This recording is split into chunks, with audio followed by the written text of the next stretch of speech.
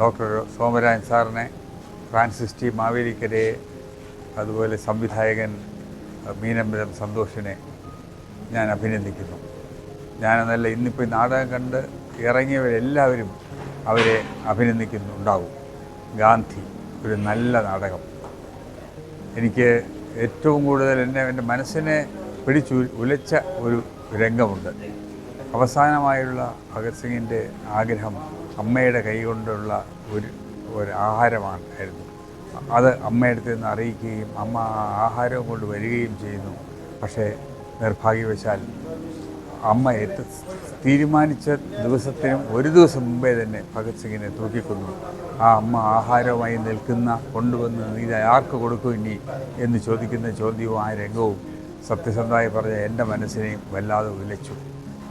എല്ലാവരും കാണേണ്ടുന്ന ഒരു നാടകമാണ്.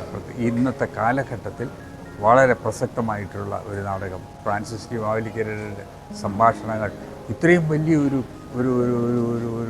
സബ്ജക്റ്റ് എങ്ങനെ ഇങ്ങനെ ചുരുക്കി എന്നുള്ളത് എനിക്കൊരു അത്ഭുതമായി. കാരണം ഒരു ഗാന്ധിയുടെ ജീവിതത്തിൻ്റെ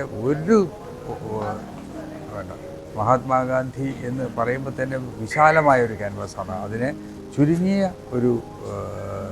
2 മണിക്കൂർ കൊണ്ട് അതൊരു നാടകമായി അവതരിപ്പിച്ചു. ഫ്രാൻസിസിൻ്റെ ആ ഒരു കഴിവിനെ ഞാൻ അംഗീകരിക്കാനും മാത്രമല്ല ശരിക്കും റിസർച്ച് ചെയ്ത് പഠിച്ചിട്ടാണ് ഈ നാടകം എഴുതിയിട്ടുള്ളത് എന്നുള്ളത് ഓരോ രംഗവും കാണുമ്പോൾ നമുക്ക് മനസ്സിലാവും.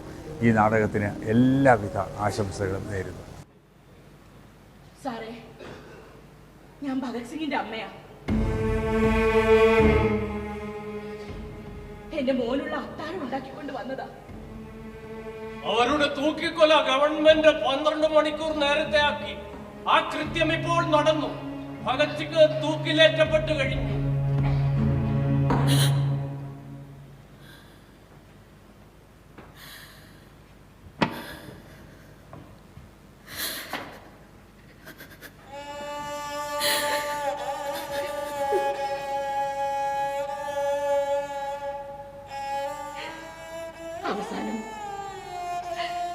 അവസാനം അവരെന്റെ മോനെ അത്താഴപ്പട്ടിണിക്കിട്ട് കഴിവേറ്റി.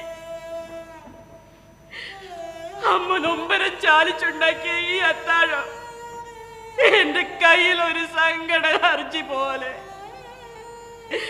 ദൈവമേ, ഞാനിതെന്ത് ചെയ്യും?